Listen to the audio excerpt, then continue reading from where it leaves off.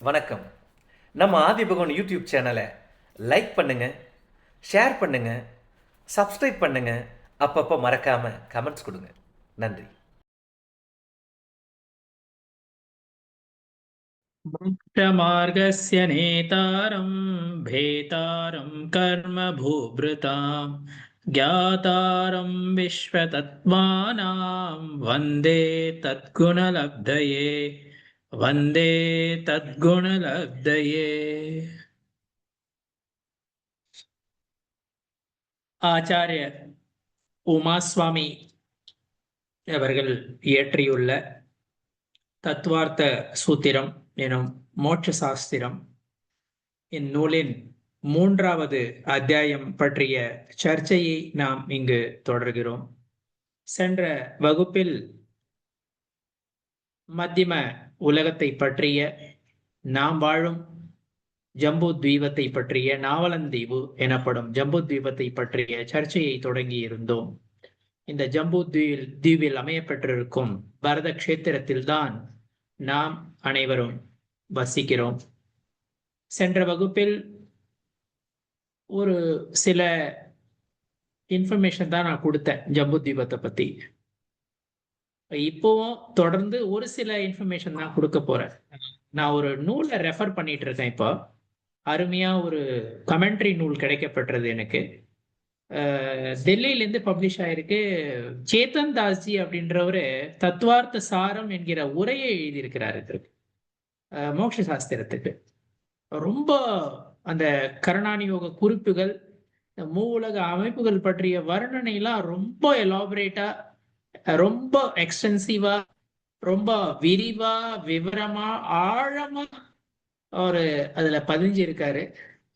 ஆனா அதை படிச்சதுக்கு அப்புறம் இதுல ஒரு சிலதை மட்டும் நம்ம சொல்லலாம் அப்படின்னு நான் அதுல இருந்து எடுத்திருக்கிறேன். ஏன்னா நம்ம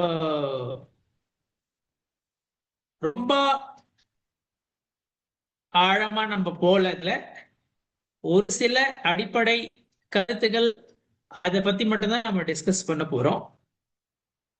சென்ற வகுப்பில் நாம் 10வது சூத்திரம் அதுல இருந்து 13வது சூத்திரம் வரை அதை நம்ம படிச்சோம். அந்த சூத்திரங்க முதல்ல நான் ஒரு முறை படிச்சிடறேன். அதுக்கப்புறம் இந்த ஜம்பு தீவு, 2.5 தீவு அல்லது பரத கஷேத்திரம், இந்த சூத்திரங்களை மீண்டும் ஒரு முறை நான் படிக்கிறேன். பரத ஹேமவத ஹரி விதேக ரம்யக ஹைரண்யவத ஐராவத வர்ஷாஹ க்ஷேத்ராணி. இது 10வது சூத்திரம்.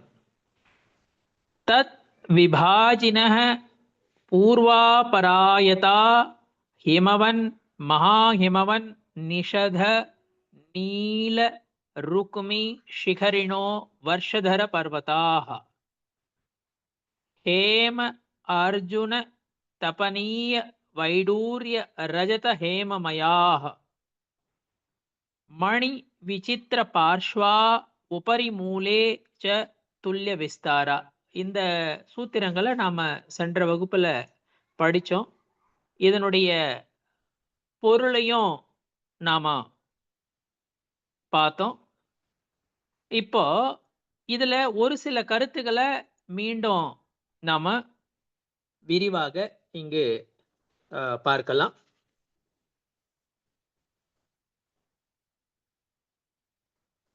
இப்போ நாம ஜம்பு தீபத்தில் இருக்கிற முதல்ல கர்ம பூமிகள் மற்றும் போக பூமிகள் அதை பற்றி பேசலாம்.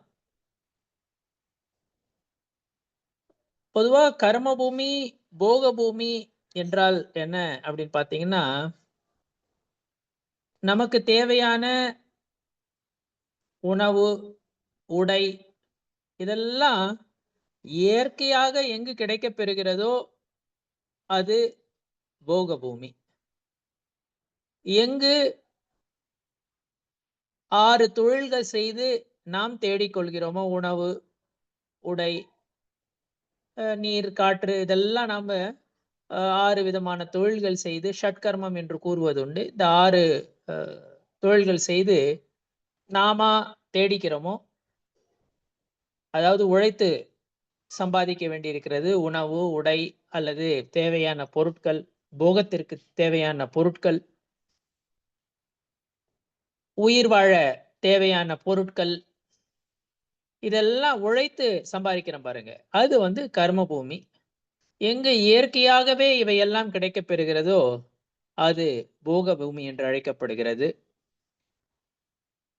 இந்த ஜம்பு தீவில் மொத்தம் இந்த அசங்கியாத தீவுகள் எடுத்துட்டோம்னா, அசங்கியாத தீவு, அசங்கியாத சமுத்திரங்கள், அதாவது கடல்கள் இதுல எடுத்துட்டோம்னா, இதுல கர்ம பூமிகள் எங்கெங்க இருக்குது அப்படின்னு பார்த்தீங்கன்னா, இந்த 2½ தீவுல தான் நம்ம பொதுவா பார்க்க போறோம். ஆனா 2½ தீவ தாண்டி கூட இந்த சுயம்பு ரமண கடைசி தீவு சொன்னோம் பாருங்க. அது கூட கர்ம பூமி தான். அதையும் கர்ம பூமியாக குறிப்பிட்டிருக்கிறார்கள். அங்கு வந்து எப்பவும் வந்து 5ஆம் கால நிலை இருக்கும் என்பதை சொல்லியிருக்கிறாங்க. 2½ தீவுல இப்போ 2½ தீவு, இந்த 2½ தீவுக்குள்ள கர்ம பூமிகள் எல்லா இடத்துலயும் வந்து கர்ம பூமிகள் இருக்காது. சில இடங்கள்ல கர்ம பூமிகள் இருக்கின்றன. அந்த 2½ தீவுல எங்கெங்கெல்லாம் கர்ம பூமியில் இருக்கிறது என்பதை பற்றி நாம் இங்கு சர்ச்சை செய்யலாம். முதல்ல நாம் வசிக்கும் இந்த நாவலந்தீவு எனப்படும் ஜம்பு தீபத்தை எடுத்துக்கொண்டால், இந்த ஜம்பு தீபத்துல 7 க்ஷேத்திரங்கள் இருக்கின்றன என்பதை சூத்திரம் வாயிலாக நாம் முன்னரே அறிந்து கொண்டோம். இந்த 7 க்ஷேத்திரங்கள் அதனுடைய பெயர் ஞாபகம் இருக்குல்ல? பரத க்ஷேத்திரம், ஹைமவத க்ஷேத்திரம், ஹரிவர்ஷ க்ஷேத்திரம், விதேக க்ஷேத்திரம், ரம்யக க்ஷேத்திரம், ஐரண்யவத க்ஷேத்திரம் மற்றும் ஐராவத க்ஷேத்திரம் என்கிற 7 க்ஷேத்திரங்கள் இருக்கின்றன. இதுல இந்த 7 க்ஷேத்திரங்கள்ல பார்க்கும் பொழுது இந்த விதேக க்ஷேத்திரம்னு வருது பாருங்க. விதேக க்ஷேத்திரம், பரத க்ஷேத்திரம், ஐமவத க்ஷேத்திரம், ஹரிவர்ஷ க்ஷேத்திரம், விதேக க்ஷேத்திரம். 5ஆவதாக இது அதாவது 4ஆவதாக சொல்லப்பட்டிருக்கிற இந்த விதேக க்ஷேத்திரம், இது வந்து கர்ம பூமி. இப்போ இங்க வந்து இந்த கர்ம பூமினா இந்த உழவு முதலான 6 தொழில்கள் ஷட்கர்மம் என்று கூறுவது வந்து இந்த 6 தொழில்களை வந்து ஷட்கர்மம் என்று கூறுவது உண்டு. இங்க வந்து எப்பவுமே இந்த உழவு முதலான தொழில்கள் வந்து நடைபெறுகின்றன இந்த விதேகத்தில் இருக்கிற இந்த நாடுகள்ல. இங்க விதேகம் அப்படின்னு பாத்தீங்கன்னா இந்த அமைப்பு, இந்த ஜம்பு தீபத்தினுடைய அமைப்பு, அப்புறம் பரத க்ஷேத்திரத்தினுடைய அமைப்பு, இதெல்லாம் நீங்க எடுத்து பாத்தீங்கன்னா அதுல இதுல விதேகம் வந்து கிழக்கு விதேகம் மற்றும் மேற்கு விதேகம், அதாவது பூர்வ விதேகம், பশ্চিம விதேகம் என்று கூறுவது உண்டு வடமொழியில. அதுதான் தமிழ்ல நாம இங்க வந்து கிழக்கு விதேகம் மற்றும் மேற்கு விதேகம் என்று கூறுவதுண்டு. இதுல வந்து 16 நாடுகள் இருக்கின்றன. இங்க பொதுவா நம்ம பரத க்ஷேத்திரத்தை பத்தி பேசும் பொழுது இங்க வந்து பரத கண்டம் அப்படின்னு சொல்றது உண்டு. இங்க வந்து ஆனா இதுல விதேகத்துல பார்க்கும்பொழுது நாடுகள் என்று கூறுவது உண்டு. பூர்வ விதேகத்தில் 16 நாடுகள், பশ্চিம விதேகத்தில் 16 நாடுகள், மொத்தம் 32 நாடுகள் இருக்கின்றன என்ற குறிப்புகள் நமக்கு கிடைக்கப்பெறுகின்றன. ஆகமங்கள் வாயிலாக நாம் இவற்றை அறிந்து கொள்கிறோம். மேற்கு விதேகத்துல 16, கிழக்கு விதேகத்துல 16 நாடுகள், மொத்தம் 32 நாடுகள் இருக்கின்றன. இந்த 32 நாடுகள் இருக்குது பாருங்க, இது 32மே கர்ம பூமிகள் தான். விதேகத்தில் இருக்கும் 32. அதனாலதான் எப்பொழுதுமே அங்க வந்து அந்த தீர்த்தங்கரர்கள் இருக்கிறாங்க. அதாவது அங்க இருக்கிற தீர்த்தங்கரர்கள் வந்து வித்யமான் அப்படின்னு சொல்றது உண்டு. வித்யமான் என்றால் எப்பொழுதும் இருக்கும் தீர்த்தங்கரர்கள். தீர்த்தங்கரர்கள் 20 தீர்த்தங்கரர்கள், இங்க 24 தீர்த்தங்கரர்கள் கிடையாது, 20 தீர்த்தங்கரர்கள் என்று. வித்யமான் வடமொழியில வித்யமான் பீஸ் தீர்த்தங்கரர் அப்படின்னு சொல்லுவாங்க. அதாவது எப்பொழுதும் அங்க வந்து 20 தீர்த்தங்கரர், அவருடைய பெயர்கள் கூட சீமந்தர், யுகமந்தர் அப்படின்ட்டு அந்த நிலையா. இங்கனாவது நீங்க பரத க்ஷேத்திரத்துல பார்க்கும் பொழுது இந்த பெயர்கள் வந்து மாறும். கடந்த கால தீர்த்தங்கரர்கள், நிகழ்கால தீர்த்தங்கரர்கள், எதிர்கால தீர்த்தங்கரர்கள், இவர்களுடைய பெயர்கள்லாம் வந்து மாறும். ஆனா இந்த விதேக க்ஷேத்திரத்தில் தீர்த்தங்கருடைய பெயர்கள் வந்து ஒருத்தர் முக்திக்கு போனாருன்னா இன்னொரு தீர்த்தங்கர் வர்றன்னா அதே அந்த சீமந்தர், யுகமந்தர் அதே பெயர் வந்து அதேதான் இருக்கும். இந்த 32 கர்ம பூமிகள் விதேகத்துல இருக்குது பாருங்க. விதேக கஷேத்திரத்தை பத்தி நம்ம நிறைய கேள்விப்படுறோம். குந்த ஆச்சாரியர் விதேக கஷேத்திரத்துக்கு போனாரு, அதெல்லாம் நம்ம கேள்விப்படுறோம். அங்க தீர்த்தங்கரர் எப்பவும் இருக்கிறாங்க, அதை பத்தியும் நம்ம கேள்விப்படுறோம். அதனால விதேகத்தை பத்தி கொஞ்சம் டிஸ்கஸ் பண்ணலாம். இந்த 32 கர்ம பூமிகள் 16 + 16, அதாவது கிழக்கு விதேகம் மற்றும் மேற்கு விதேகத்துல 16 + 16 32 நாடுகள் இருக்குது பாருங்க. இது எப்பொழுதும், அதாவது நியத்த கர்ம பூமிகள் என்று கூறுவது உண்டு. எப்பொழுதுமே நியத்த கர்ம பூமிகள் என்ற ஒரு சொல்லை ஆள்கிறார்கள். எப்பொழுதுமே வந்து கர்ம பூமிகள் இருக்கும். இந்த இந்த 16 + 16 32. பரத கஷேத்திரத்துல நம்ம பார்த்தோம்னா, பரத கஷேத்திரத்துல இங்க வந்து தனித்தனி நாடுகள்லாம் கிடையாது. இங்க வந்து 6 கண்டங்கள் இருக்கின்ற, அது ஷட்கண்டாதிபதி. இதை ஜெயிக்கிறவர் தான் ஷட்கண்டாக அதிபதி. இன்னும் இந்த உரைநூல்ல நான் சொன்னேன்ல, இந்த சேத்தனதாஸ்ஜி அப்படின்ட்டு தத்துவார்த்த சூத்திரம்னு ஒரு உரைநூல் எழுதியிருக்கிறார். அதுல வந்து இந்த 6 கண்டங்களை சக்கரவர்த்தி எப்படி வந்து வரிசையா வெல்கிறார், எங்கெங்கெல்லாம் அந்த குமானுட தீவுல போறாரு, அந்த வெந்தர தீவுல போறாரு, எப்படிலாம் வந்து அந்த 6 தீவுகளை வெல்றாரு அப்படின்ற அந்த கிரமம், அதாவது அந்த வரிசையை கூட குறிப்பிட்டு அவரை ரொம்ப அருமையா அதுல எழுதியிருக்கிறாரு. அந்த தத்துவார்த்த சாரம் என்கிற அந்த கமெண்ட்ரியில, அந்த உரைநூல்ல அதெல்லாம் குறிப்பிட்டு எழுதியிருக்கிறாரு. இங்க 6 கண்டங்கள் இருக்கின்றன. பரத கஷேத்திரத்துல வந்து 6 கண்டங்கள் இருக்கின்றன. இந்த 6 கண்டங்களும் கர்மபூமி அப்படின்னு நம்ம சொல்றது உண்டு. இதுல இன்னும் கொஞ்சம் பார்க்கலாம் பாருங்க. ஐராவத கஷேத்திரம் இருக்குது பாருங்க. ஐராவத கஷேத்திரத்துல இங்கேயும் வந்து 6 கண்டங்கள் இருக்கின்றன. இதையும் வந்து கர்மபூமி அப்படின்னு தான் சொல்றோம். இதெல்லாம் வந்து, ஆனா பரத கஷேத்திரத்துல, ஐராவத கஷேத்திரத்துல இருக்கிற இந்த கர்ம பூமிகள் இருக்கு பாருங்க, இதெல்லாம் வந்து நியத்த கர்ம பூமிகள் கிடையாது. நியத்த கர்ம பூமிகள் அப்படின்றது நம்ம ஏற்கனவே பார்த்தோம். விதேகத்துல இருக்கிற கர்ம பூமிகள் வந்து நியத்த கர்ம பூமிகள் என்று அழைக்கப்படுகின்றன. அதாவது எப்பொழுதுமே கர்ம பூமியாக தான் இருக்கும். ஆனா பரத கஷேத்திரத்திலும் ஐராவத கஷேத்திரத்திலும் இருக்கிற கர்ம பூமிகளானது அநியத்த கர்ம பூமி அழைக்கப்படுகின்றன. காலங்களில் போக பூமியாகவும், ஒரு சில காலங்களில் கர்ம பூமியாகவும், ஒரு சில காலங்களில் இயற்கையாகவே கற்ப விருட்சங்கள் வாயிலாக அனைத்து பொருட்களும், அதாவது உயிர் வாழ்வதற்கான அல்லது போகத்திற்கான அனைத்து பொருட்களும் இயற்கையாகவே ஒரு சில காலங்களில் கிடைக்கப்பெறும். உணவு, நீர், உடை, காற்று எல்லாமே வந்து இயற்கையாகவே ஒரு சில காலங்களில் கிடைக்கப்பெறும். ஒரு சில காலங்களில் உழைத்து தான் சம்பாதித்து. எப்பொழுதுமே இவை மாற்றங்களை பத்தி நிறைய நீங்க கேள்விப்பட்டியா இருக்கு அப்படின்னு சொல்றாங்க. இப்படி இது வந்து நியத்த கர்ம பூமிகள் கிடையாது. பரத கஷேத்திரத்தில் இருக்கிற, ஐராவத கஷேத்திரத்தை இருக்கிற இந்த கர்ம பூமிகள், இது வந்து நியத்த கர்ம கஷேத்திரங்கள் கிடையாது, கர்ம பூமிகள் கிடையாது. இதெல்லாம் வந்து அநியத கர்ம பூமிகள் என்று அழைக்கப்படுகின்றன. ஒரு குறிப்பிட்ட காலத்துல வந்து கர்ம பூமியா இருக்கும், ஒரு குறிப்பிட்ட காலத்துல வந்து இது போக பூமியாக இருக்கின்றோம். இப்படி மாறி மாறி வந்து கர்ம பூமியாவும் போக பூமியாவும் இதே இந்த கண்டங்கள்லாம் இருக்கும். இந்த 6 கண்டங்கள் எப்படி இருக்கும், பரத கஷேத்திரத்திலையும் ஐராவத கஷேத்திரத்திலையும் இப்படி இருக்கின்றன. அதே போல இந்த இரு கஷேத்திரங்கள்ல, அதாவது பரத கஷேத்திரம், ஐராவத கஷேத்திரம், இங்க 6 தொழில்கள் வந்து எப்பொழுதுமே நடைபெறாது. போக பூமியா இருக்கும் பொழுது வந்து நடைபெறாது. கர்ம பூமியாக இருக்கும் பொழுது இங்க வந்து 6 தொழில்களும் செய்கின்றனர். அது 6 தொழில்களும் இருக்கும். அப்போ வந்து அது கர்ம பூமியாக இருக்கிறது என்பதை நாம் இங்கு புரிந்து கொள்ள வேண்டும். இந்த 6 காலங்கள் இருக்குது பாருங்க. நன்னர் காலம், நற்காலம், நர்த்தி காலம், தீனர் காலம், தீக்காலம், தீத்தி காலம் என்று 6 காலம். இந்த கால சுழற்சியில இந்த 6 காலங்களுடைய பெயர் நீங்க கேள்விப்பட்டிருக்கு. கால சுழற்சி முறை, இந்த கால சக்கரம் சொல்லுவாங்க, கால சுழற்சி அப்படின்னு சொல்லுவாங்க. இதுல அநியத்த கர்ம பூமிகள்ல மட்டும்தான் வந்து இந்த கால சுழற்சி எல்லாம் உண்டு. மிலேச்ச கண்டங்கள்ல கூட கிடையாது இது. மற்ற மிலேச்ச கண்டங்கள்ல கூட கால சுழற்சி முறை கிடையாது.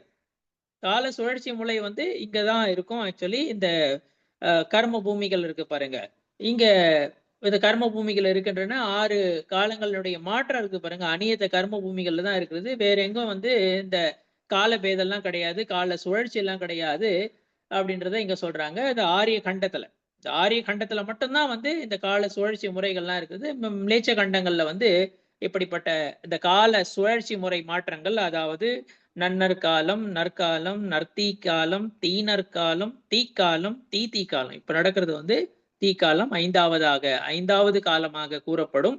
தீக்காலம் 5வது காலம் இது. இப்படிப்பட்ட இந்த கால சுழற்சி முறை ஆரிய கண்டத்தில், பரத கஷேத்திரத்தில், ஆரிய கண்டத்தில் நாம் வசிக்கும் ஆரிய கண்டத்தில் இங்கதான் இந்த கால சுழற்சி. அதே போல ஐராவதத்திலையும் வந்து இந்த ஆரிய கண்டத்துல மட்டும்தான் வந்து இந்த கால சுழற்சி முறைகள்லாம் இருக்கிறது. ஒவ்வொரு க்ஷேத்திரத்திலையும் வந்து 6 கண்டங்கள் இருக்கின்றன. இதுல 6 கண்டங்கள்ல 1 வந்து அதாவது பரத கஷேத்திரமா இருக்கட்டும், அல்லது ஐராவத கஷேத்திரமா இருக்கட்டும். 1 வந்து ஆரிய கண்டம். மற்ற 5ம் அது வந்து மிலேச்ச கண்டங்கள் என்று அழைக்கப்படுகின்றன. இங்க ஆரிய கண்டத்துல மட்டும்தான் இந்த கால வேறுபாடுகள் இருக்கின்றன. 5 மிலேச்ச கண்டங்களில் இந்த கால வேறுபாடுகள் அல்லது கால சுழற்சி முறை, அதாவது நன்னற்காலம், நற்காலம், நற்தீக்காலம், தீநற்காலம், தீக்காலம், தீத்தீக்காலம் என்கிற இந்த கால சுழற்சி முறை 6 காலங்கள் என்று நாம் கூறும் இந்த கால சுழற்சி முறையெல்லாம் ஆரிய கண்டத்தில் தான் இருக்கிறது. மொத்த கர்ம பூமி அப்படின்னு பாத்தீங்கன்னா, ஜம்பு தீவுல பாத்தீங்கன்னா 32 நாடுகள் விதேகத்துல நம்ம பார்த்தோம். 32 நாடுகள் பார்த்தோம். அதாவது கிழக்கு விதேகத்துல 16, மேற்கு விதேகத்துல 16. இப்படி 16 + 16 32 நாடுகள் வந்து கர்ம பூமி. அது இல்லாம பரத கஷேத்திரத்துல ஒரு ஆரிய கண்டம், ஐராவத கஷேத்திரத்துல ஒரு ஆரிய கண்டம். ஆரிய கண்டம் மட்டும்தான், மிலேச்ச கண்டங்கள்லாம் எடுத்துக்கூடாது. அதாவது பரத கஷேத்திரத்துல ஒரு ஆரிய கண்டம் இருக்குது, 5 மிலேச்ச கண்டம் இருக்குது. அதே போல ஐராவத கஷேத்திரத்திலையும் ஒரு ஆரிய கண்டம் இருக்குது, 5 மிலேச்ச கண்டங்கள் இருக்கிறது. இதுல இந்த ஆரிய கண்டம் பரத கஷேத்திரத்துல 1, ஐராவத கஷேத்திரத்துல 1. 1 + 1 2. அப்புறம் விதேக கஷேத்திரத்துல 16 + 16 32. கிழக்கு விதேயத்துல 16, மேற்கு விதேயத்துல 16. 32. 1 + 1 + 32. இது 34 கர்ம பூமிகள் ஒரு சமயத்துல வந்து இருக்க முடியும். ஒரு சமயத்துல மேக்சிமம் வந்து 34 கர்ம பூமிகள் இருக்க முடியும் இந்த ஜம்பு தீபத்துல பார்த்தீங்கன்னா. ஆனா இந்த பரத கஷேத்திரத்துல இருக்கிற கர்ம பூமி இருக்கு பாருங்க, அதாவது ஆரிய கண்டம் வந்து கர்ம பூமியா இருக்கும். அது ஒரு சில நேரங்கள்ல வந்து போக பூமியாவும் மாறுது இல்ல. அதே போல ஐராவத கஷேத்திரத்திலையும் வந்து போக பூமியா மாறுது இல்ல. அந்த நேரத்துல பாத்தீங்கன்னா மொத்தம் 32 கர்ம பூமிகள் தான் ஜம்பு தீபத்துல இருக்கும். நியத கர்ம பூமிகள் அவை. அது வந்து விதேய கஷேத்திரத்துல இருக்குது. அதாவது எப்பொழுதுமே கர்ம பூமியாக இருக்கிற விதேக கஷேத்திரத்தின் கர்ம பூமிகள் 32 நாடுகள், 32 கர்ம பூமிகள், அவை நியத கர்ம பூமிகள் என்று அழைக்கப்படுகின்றன. ஆனால் பரத கஷேத்திரத்திலும் ஐராவத கஷேத்திரத்திலும் இருக்கும் கர்ம பூமிகள் நியத கர்ம பூமிகள் கிடையாது. எப்பொழுதும் கர்ம பூமியா இருக்காது. ஒரு சில காலத்துல கர்ம பூமியா இருக்கும், ஒரு சில காலகட்டத்துல அது போக பூமியா இருக்கும். இந்த பரத ஐராவத கஷேத்திரம் எப்ப கர்ம பூமியா இருக்குதோ அப்ப மொத்தம் 34 கர்ம பூமிகள் இருக்கும். பரத ஐராவத கஷேத்திரத்துல இருக்கிற ஆரிய கண்டங்கள் எப்ப வந்து போக பூமியா இருக்குதோ அப்ப மொத்தம் ஜம்பு தீவுல 32 கர்ம பூமிகள் மட்டும்தான் இருக்கும். திரும்ப ஒரு முறை சொல்றேன். விதேய கஷேத்திரத்துல இருக்கிற கர்ம பூமிகள் நியத கர்ம பூமிகள், எப்பொழுதும் கர்ம பூமியா இருக்கும். பரத கஷேத்திரத்துல இருக்கிற ஆரிய கண்டம், ஐராவத கஷேத்திரத்துல இருக்கிற ஆரிய கண்டம், இது ரெண்டும் நியத கர்ம பூமிகள் கிடையாது, அநியத கர்ம பூமிகள் என்பதை நாம் இங்கு அறிய வேண்டும்.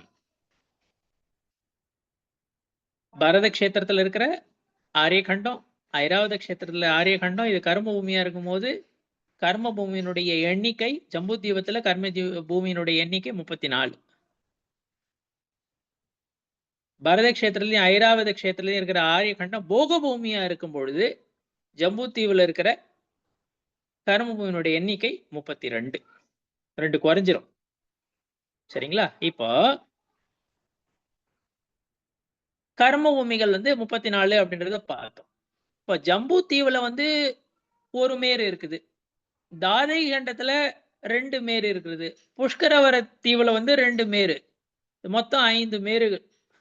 பஞ்சமேரு நந்தீஸ்வரம் இதுக்கெல்லாம் வந்து அர்க்கியம் குடுக்குறோம். நம்ம விதானம் பண்றோம். ஆஷ்டானிக பருவத்துல இதெல்லாம் நம்ம அந்த பூஜைகள்லாம் படிக்கிறோம். சரிங்களா? சுதர்ஷன மேரு, விஜய மேரு, ஆச்சல மேரு, மந்தர மேரு, வித்யுன்மாலினி மேரு இந்த பேர்லாம் நம்ம கேள்விப்பட்டிருக்கிறோம். இந்த 2.5 தீவுல வந்து 5 மேரு இருக்குது. ஜம்பு தீவுல 1, தாதை கண்டத்துல 2, புஷ்கரவர தீவுல 2. இப்படி மொத்தம் 5 மேரு இருக்கின்றன. ஒரு மேருல மொத்தம் 34 கர்ம பூமி அப்படின்னு பாத்தீங்கன்னா 34 பார்த்தேன்ல. இதே க்ஷேத்திரத்துல 32, பரத க்ஷேத்திரத்துல 1, ஐராவத க்ஷேத்திரத்துல 1, மொத்தம் 34 பார்த்தோம். இது வந்து இந்த சுதர்ஷன மேருது நம்ம பார்த்தோம். சரிங்களா? இப்ப அதாவது இந்த ஜம்பு தீவு இதுல இருக்கிறதுல பரத க்ஷேத்திரத்துல இருக்கிற இந்த ஜம்பு தீவுல இருக்கிறத நம்ம பார்த்தோம். இப்போ இது வந்து ஒரு மேருக்கு வந்து 34 கர்ம பூமிகள். அதே போல 5 மேரு இருக்கிறது. 5 மேரு எங்கன்றத நம்ம திரும்ப இப்ப ஒரு முறை சொல்றேன். ஜம்பு தீவுல 1, தாதகி கண்டத்துல 2, புஷ்கரவர தீவுல 2. இது மொத்தம் 5 மேரு. ஒவ்வொரு மேருலையும் 34 கர்ம பூமிகள் என்றால் மொத்தம் 170 கர்ம பூமிகள் இருக்கின்றன. 34 இன்ட்டு 5ங்க. ஒவ்வொரு மேருக்கும் 34 கர்ம பூமிகள். 5 மேரு மொத்தம். 5 இன்ட்டு 34. 170 கர்ம பூமிகள் இருக்குது. இப்ப திரும்ப ஒண்ணு பாருங்க. நம்ம பரத க்ஷேத்திரத்துல ஐராவத க்ஷேத்திரத்தை பத்தி நம்ம பேசணும். சரிங்களா? முதல்ல அதை பத்தி பேசணும். இப்போ ஒரு மேருலையும் அந்த 2 அநியத்த கர்ம பூமிகள் இருக்குது பாருங்க. ஒரு மேருவிற்கும் 2 அநியத்த கர்ம பூமிகள். அநியத்த கர்ம பூமிகள் என்றால் எப்பவுமே கர்ம பூமியா இருக்காது. ஒரு சில காலகட்டத்துல கர்ம பூமியா இருக்கும். ஒரு சில காலகட்டத்துல கர்ம பூமியா இருக்காது. அதுதான் அநியத்த கர்ம பூமிகள். அப்படி ஒவ்வொரு மேருக்கும் 2 கர்ம பூமிகள். 5 இன்ட்டு 2 10. இந்த 10 கர்ம பூமிகள் வந்து இந்த 10 அநியத கர்ம பூமிகள் வந்து கர்ம பூமியா இருக்கிற போது மொத்தம் அந்த கர்ம பூமிகளினுடைய எண்ணிக்கை 2.5 தீவுல 170. சரிங்களா? ஆனா இது போக பூமியா இருக்கும் பொழுது ஒவ்வொரு மேருக்கும் 2 இந்த அநியத கர்ம பூமி இருக்கு பாருங்க. அது போக பூமியா இருக்கும் பொழுது என்ன ஆகும்? 5 இன்ட்டு 2 10. 10 வந்து மைனஸ் ஆயிடும். எதுல இருந்து மைனஸ் ஆயிடும்? 170ல இருந்து 10 மைனஸ் ஆயிடும். அப்புறம் 160 கர்ம பூமிகள் தான் இருக்கும். இது வந்து காலகட்டத்துக்கு ஆனா மினிமம் 160 கர்ம பூமிகள் கண்டிப்பா இருக்கிறது. இந்த அநியத கர்ம பூமிகள் போக பூமியா இருக்கிற நேரத்துல 160 இருக்கும். அநியத கர்ம பூமிகள் கர்ம பூமியா இருக்கிற நேரத்துல 170 கர்ம பூமிகள் மொத்தம் இருக்கும். இப்படி இது இல்லாம இந்த விஜயார்த்த பர்வம்னு இருக்கு. விஜயார்த்த பர்வதம். விஜயார்த்த பர்வதம் வந்து இந்த பரத க்ஷேத்திரம் இருக்குது பாருங்க. பரத க்ஷேத்திரத்துக்கு நடுவுல இருக்கிறது. அந்த அந்த விஜயார்த்த பர்வதம் அங்கதான் அந்த மிலேச்ச கண்டம் அதெல்லாம் இருக்குது. அதுக்கு கீழே வந்து இந்த பரத க்ஷேத்திரம் இதெல்லாம் இருக்கிறது. மிலேச்ச கண்டம் மொத்தம் பரத க்ஷேத்திரத்துல 5 மிலேச்ச கண்டம், 1 ஆரிய கண்டம். சரிங்களா? நம்ம வந்து ஆரிய கண்டத்துல வசித்து வருகிறோம். பரத க்ஷேத்திரே ஆரிய கண்டே ஜம்பு தீபே பரத க்ஷேத்திரே ஆரிய கண்டே இதெல்லாம் நம்ம படிக்கிறோம். பூஜையில பிரசஸ்தியில எல்லாத்துலயும் நம்ம படிக்கிறது உண்டு. ஓகே, இதெல்லாம் நம்ம படிக்கிறோம். இந்த விஜயார்த்த மலைகள்ல வித்யாதர நாடுகள் இருக்குது. வித்யாதரர்கள் வசிக்கும் வித்யாதர நாடுகள். அந்த வித்யாதர நாடுகள் இருக்குது பாருங்க. அந்த வித்யாதர நாடுகளும் வந்து எப்பவுமே கர்ம பூமிகள் தான். அந்த விஜயார பர்வதத்துக்கு மேல அது இருக்கும். விஜயார்த்த பர்வதம். அது விஜயார்த்த பர்வதம் அதை பத்தி நம்ம கொஞ்சம் டிஸ்கஸ் பண்ணலாம். அந்த பர்வதத்தினுடைய பெயர், அதாவது அந்த மலையினுடைய பெயர் விஜயார்த்த பர்வதம் அப்படின்னு ஏன் சொல்றாங்க அப்படின்றத பத்தி நான் பேசுறேன். இதுக்கப்புறம் பேசுறேன் நான். இந்த 170 கர்ம பூமிகள் இருக்குது பாருங்க. இந்த 170 கர்ம பூமிகள் ஒவ்வொரு மேருவிற்கும் எத்தனை 30, அதாவது அங்க 32 விதேகத்துல, சரிங்களா?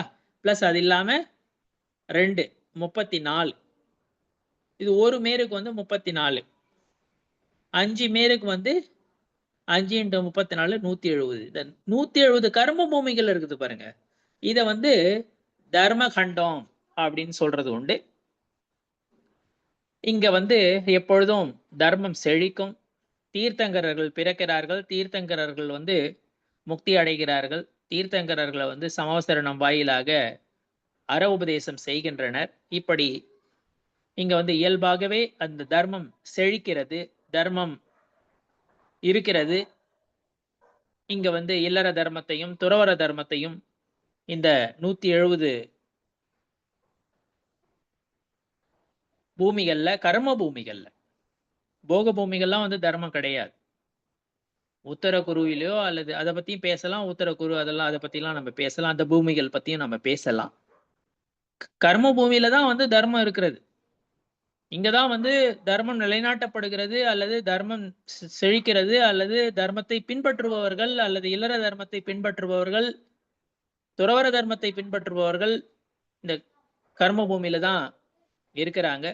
இந்த கர்ம பூமியில தான் தீர்த்தங்கரர்கள் ஜனிக்கிறார்கள், ஜன்மம் எடுக்கிறார்கள், மோட்சத்தை அடைகிறார்கள். அதை நம்ம இங்க புரிஞ்சுக்கணும். அதே போல எல்லா தீர்த்தங்கரர்களும் பொதுவாவே அயோத்தியில பிறப்பாங்க. அயோத்தி இப்ப இருக்கிற அயோத்தி அப்படின்னு எடுத்துக்க கூடாது. அதாவது அந்த அயோத்தி க்ஷேத்திரம் அதுதான். அதனுடைய அமைப்பு அதெல்லாம் மாறுபடலாம். அதே போல அங்குதான் ஜனிக்கிறார்கள். அதே போல தீர்த்தங்கரர்கள் வரத க்ஷேத்திரத்துல, அதே போல சம்மேத சிகரத்தில் தான் அனைத்து தீர்த்தங்கரர்களும் முக்தி பெறுகிறார்கள். சம்மேத சிகரம் அதனுடைய அமைப்பு, மேல் அமைப்பு அதெல்லாம் மாறலாம் காலகட்டத்துல.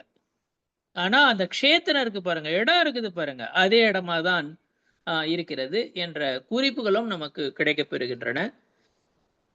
போக பூமி அப்படின்னு பார்த்தோன்னு வச்சுங்க, போகம் அப்படின்ற சொல்லுக்கு வந்து போகம் அதாவது அனுபவிக்கிறது அப்படின்றது பொருளாகும். அது உணவா இருக்கட்டும், அல்லது உடையா இருக்கட்டும், இதெல்லாம் அல்லது வீடா இருக்கட்டும், இதெல்லாம் வந்து மனைவி, மக்கள் அல்லது எல்லா சுகமும் இதெல்லாம் அனுபவிக்கிறது. இதுதான் வந்து போகம் அப்படின்னு சொல்றது உண்டு. இங்க வந்து இந்த போக பூமிகள்ல வந்து எந்த ஒரு தடையும் இல்லாமல் தடையற்ற அந்த இந்திரிய சுகம் கிடைக்கப் பெறுகிறது, புலன் சுகம் கிடைக்கப் பெறுகிறது. அந்த புலன் சார்ந்த, பொறி சார்ந்த சுகங்கள் எந்த ஒரு உழைப்பும் இல்லாம கிடைக்கப் பெறுகிறது. அதனாலதான் இதை போக பூமி என்று கூறுகிறார்கள். இந்த போக பூமியில எல்லாமே வந்து இயற்கையாகவே கிடைக்கப் பெறும். எந்த ஒரு உழைப்பும் தேவையில்லை. என்ன நினைக்கிறோமோ அது எல்லாம் கற்பக விருட்சங்கள்ல இருக்கும். ஒண்ணு அப்படியே பறிச்சுக்கலாம், இல்ல அந்த அந்த கற்பக விருட்சங்கள்ல, மரங்கள்ல வச்சிருக்கோம், எடுத்துக்கலாம், அப்படி இருக்கும். அந்த கல்ப தருக்கள் என்று கூறுவதுண்டு, கற்பக விருட்சங்கள் என்று கூறுவதுண்டு. அந்த 10 விதமான கற்பக விருட்சங்கள்ல கூட சொல்றாங்க எந்தெந்த கற்பக விருட்சங்கள்ல என்னென்ன கிடைக்கும் அப்படின்ற குறிப்புகளும் நமக்கு கிடைக்கப் பெறுகின்றன. கற்பக தரு என்பது அல்லது கல்பத்தரு என்பது அது வந்து ஒரு மரம் கிடையாது. அது ஒரு வனஸ்பதி கிடையாது, ஒரு மரம் கிடையாது. ஒரு பிருத்திவி காயிகம் அப்படின்ற குறிப்புகள் கிடைக்கப் பெறுகின்றன. வந்து மண் வகையை சேர்ந்தவை. இது பிருத்திவி காயிகம் அப்படின்னு சொல்றாங்க. பிருத்திவி காயிகம் தான். அது வந்து ஒரு வனஸ்பதி எல்லாம் கிடையாது. கற்பகத்தரு என்பது மரம் கிடையாது அப்படின்றத நம்ம இங்க புரிஞ்சுக்கணும்.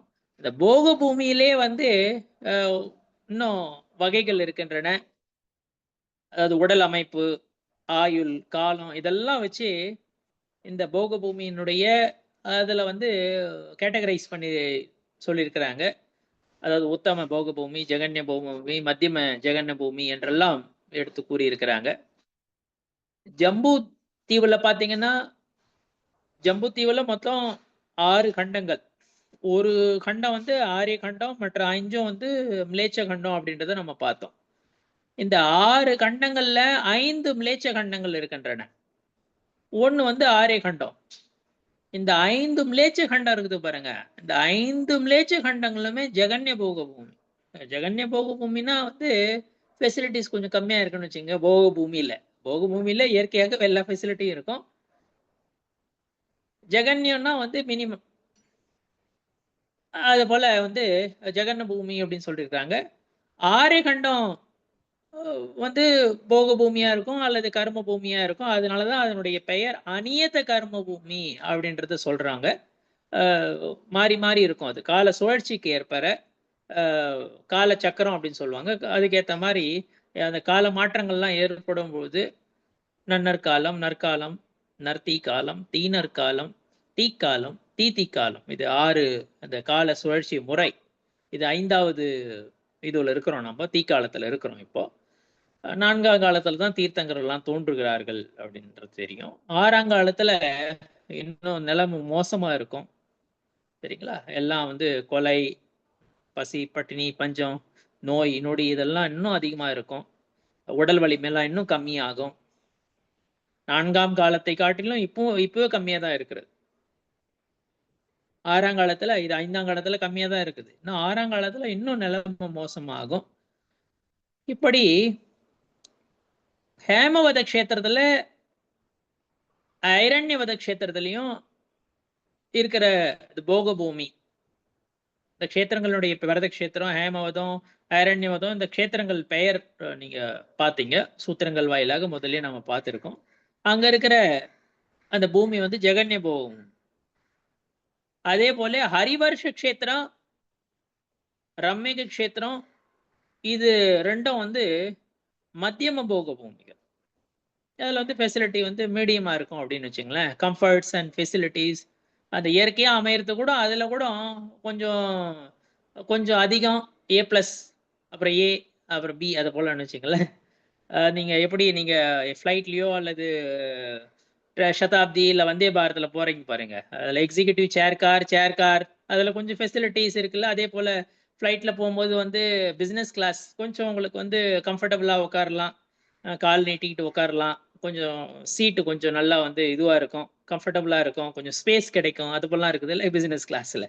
ஆனா இதுல வந்து எக்கனாமிக் கிளாஸ்ல வந்து கொஞ்சம் கம்மியா இருக்கும் ஃபெசிலிட்டீஸ். காலைல கூட நீங்க நான் ரொம்ப நீண்ட பயணம்லாம் மேற்கொள்றது கொஞ்சம் கடினமா இருக்கலாம் சில நேரங்கள்ல. அப்படிலாம் இருக்குதுல்ல. அதே போல தான் வச்சுக்கங்களேன். ஒரு கம்பேர் பண்ணி சொல்றதுக்காக நான் சொல்றேன். இது ஜெகன்ய பூமியில, போக பூமியில வந்து கொஞ்சம் வந்து இயற்கையா அமையிற அந்த கற்பக விருட்சங்கள்ல இருந்து கிடைக்கிற எல்லா பொருட்கள் அல்லது போகங்கள், சுகங்கள், உணவு, நீர், உடை இதெல்லாம் வந்து கொஞ்சம் கம்மியா இருக்கலாம். மத்தியம பூமியில போக பூமியில அத விட பெட்டரா இருக்கும். ஸோ திரும்ப நான் சொல்றேன். ஹேமவத க்ஷேத்திரம், ஐரண்யவத க்ஷேத்திரம் வந்து ஜெகன்ய போக பூமி. ஹரிவர்ஷ க்ஷேத்திரம், ரம்மிக க்ஷேத்திரத்துல இருக்கிற போக பூமி வந்து மத்தியம போக பூமி. விதே க்ஷேத்திரத்துல இருக்கிற 32 நாடுகள் இருக்குது பாருங்க. அது வந்து ஒவ்வொன்னுத்துலயும் வந்து 6 கண்டங்கள் இருக்குது. 32 நாடுகள்லயும் எப்படி வந்து பரத க்ஷேத்திரத்தில் 6 கண்டங்கள் இருக்கின்றனோ, 5 மிலேச்ச கண்டம், 1 ஆரிய கண்டம். ஆரிய கண்டத்துல தான் நம்ம இருக்கிறோம். ஒரு சிலதெல்லாம் நான் திரும்ப திரும்ப ரிப்பீட் பண்றேன். ஏன்னா இது கருணானி யோக சம்பந்தமானது. அதனால ரிப்பீட் ஆகும். சொல்லும்போது மீண்டும் மீண்டும் ரிப்பீட் பண்றது பெட்டர் அப்படின்றதுக்காக ரிப்பீட் பண்றேன். விதே க்ஷேத்திரத்துல 32 நாடுகள்.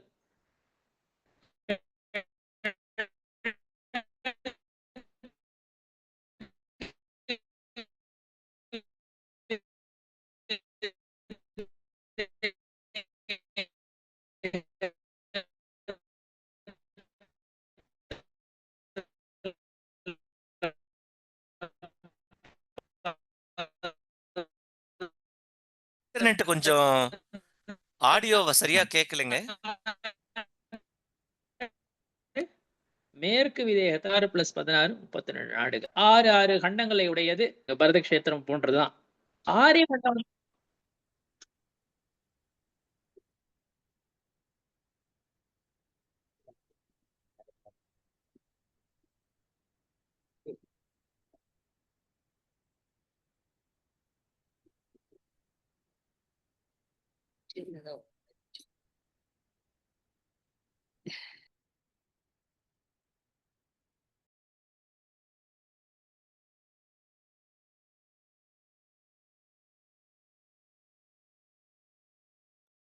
ஆமாமா. மீண்டும் இணைவா இருக்கா? பார்த்தேன் உங்க பதிவு பார்த்துருக்கேன். ஆமா. அவரு எக்ஸிட் ஆயிருக்குன்னு நெனைக்கிறேன். இன்டர்நெட் ப்ராப்ளம்ல மறுபடியும் வருவாரு.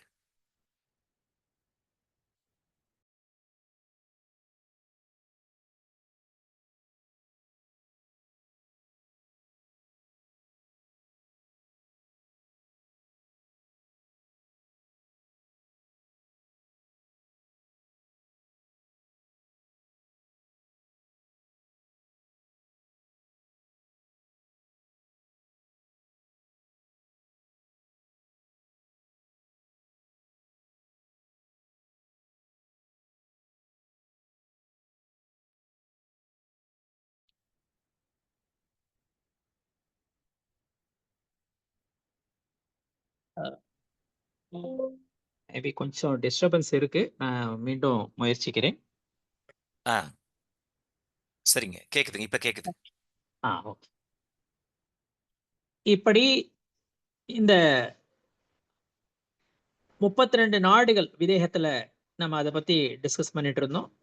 அது ஒவ்வொரு நாட்டிலயும் 6 கண்டங்கள் இருக்கின்றன. எப்படி இங்க பரத கஷேத்திரத்துல 6 கண்டங்கள் இருக்கின்றனோ, இங்க எப்படி 5 மிலேச்ச கண்டங்கள், ஒரு ஆரிய கண்டம் இருக்கிறதோ பரத கஷேத்திரத்தில், அதே போல அங்கும் வந்து ஒவ்வொரு நாட்டிலயும் 32 நாட்டுல ஒவ்வொரு நாட்டிலயும் வந்து 5 மிலேச்ச கண்டங்கள் மற்றும் ஒரு ஆரிய கண்டம் இருக்கிறது. இந்த ஆரிய கண்டம் வந்து எப்பவுமே வந்து நியத கர்ம பூமி. எப்பவுமே கர்ம பூமியா தான் இருக்கும். 5 மிலேச்ச கண்டங்கள் இருக்குது பாருங்க. அது எப்பவுமே வந்து ஜெகன்ய போக பூமியாக இருக்கும். இங்க இருக்கிற மாரி தான். பரத கஷேத்திரத்துல இருக்கிற ஜெகன்ய போக பூமி இருக்கிறது.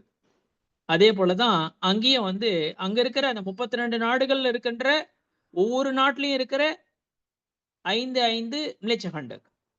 32 இன்டு 5 அப்படி கணக்கு எடுத்துக்கிட்டோம். அது எல்லாத்தையும் வந்து அது எல்லாம் ஜெகன்ய போக பூமிகளாக இருக்கின்றன. சுமேரு பர்வதம் இருக்குது பாருங்க. சுமேருக்கு வடக்குல வந்து உத்தரகுரு இருக்கிறது. சுமேருக்கு தெற்குல வந்து தேவகுரு இருக்கிறது.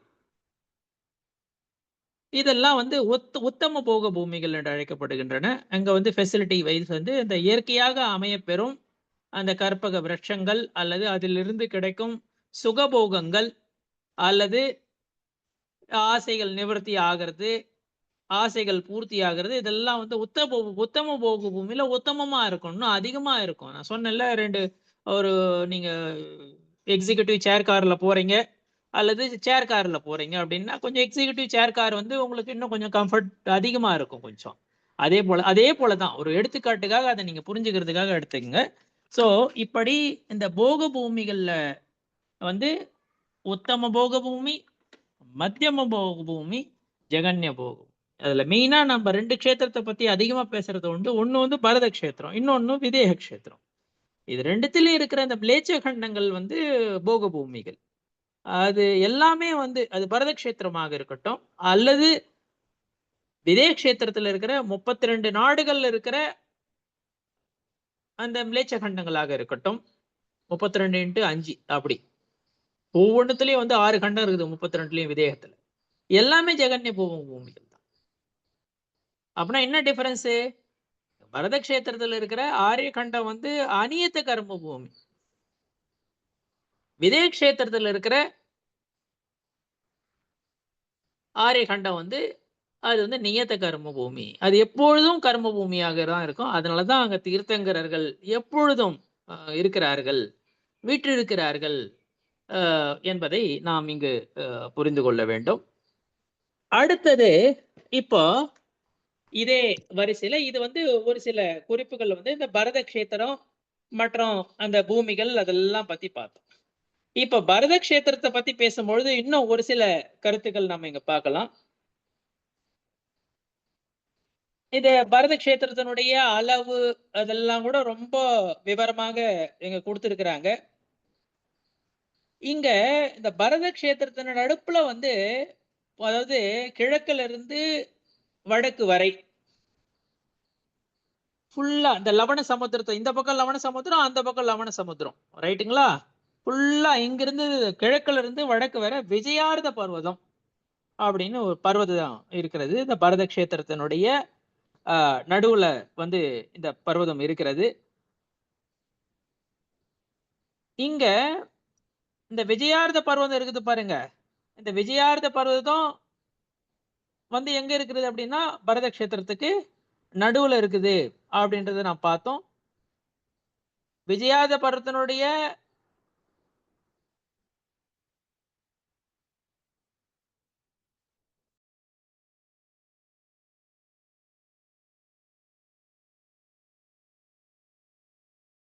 activity கொஞ்சம் சரியா வரல.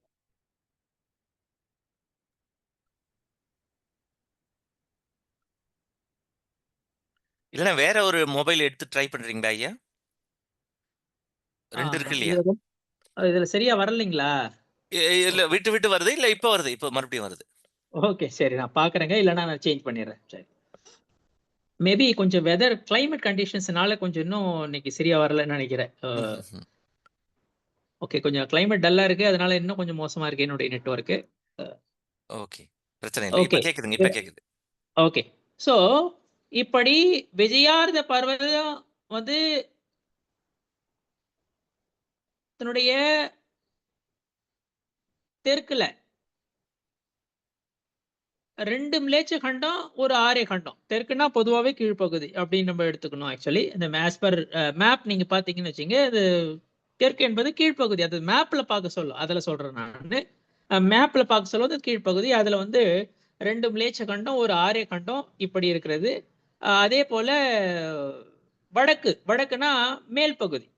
மேப்ல பார்க்க சொல்ல அப்படி பார்க்கணும். அத மேல் பகுதியில வந்து அங்க இதனுடைய மேல் பகுதியில வந்து மிலேச்ச கண்டங்கள் இருக்கின்றன. 3மே வந்து அது மிலேச்ச கண்டம் தான். நீங்க கீழே தான் வந்து தெற்கு பகுதியில தான், கீழ்ப்பகுதியில தான் பரத கஷேத்திரம், நடுவுல 2 பக்கமும் மிலேச்ச கண்டம்.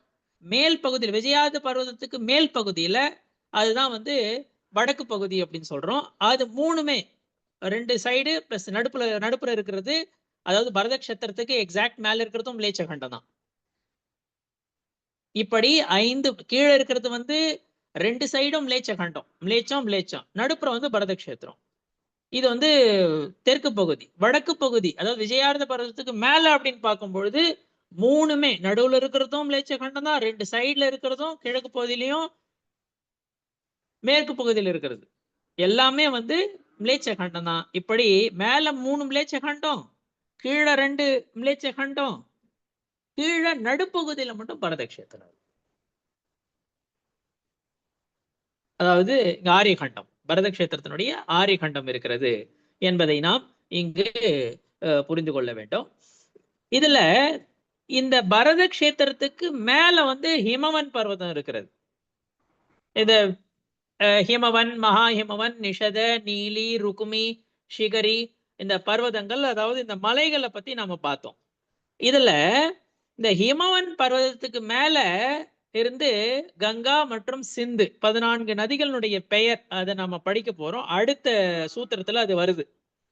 அந்த கங்கா சிந்து இந்த 2 நதிகள், இந்த ஆறுகள் வந்து அங்கிருந்து இந்த ஹிமவன் பர்வதத்துல இருந்து தொடங்கி அங்கிருந்து அது உற்பத்தி ஆகிறது. இந்த கங்கா சிந்து அந்த குண்டங்கள்ல இருந்து அங்க வந்து அந்த நதிகள் அங்கிருந்து தொடங்கி விஜயாத பர்வத்தினுடைய 2 அதாவது குகைகள் வழியாக ஒண்ணு வந்து கிழக்கு பகுதியை நோக்கி லவண சமுத்திரத்தை நோக்கி போவோம். இன்னொன்னு வந்து மேற்கு பகுதியை நோக்கி அது வந்து இந்த லவண சமுத்திரத்தை சென்றடைகிறது. இப்படி அந்த ஹிமவன் பர்வதத்திலிருந்து கங்கா சிந்து என்ற 2 நதிகள், ஒண்ணு வந்து கிழக்கு நோக்கி, இன்னொன்னு வந்து மேற்கு நோக்கி லவண சமுத்திரத்தை சென்றடைகிறது.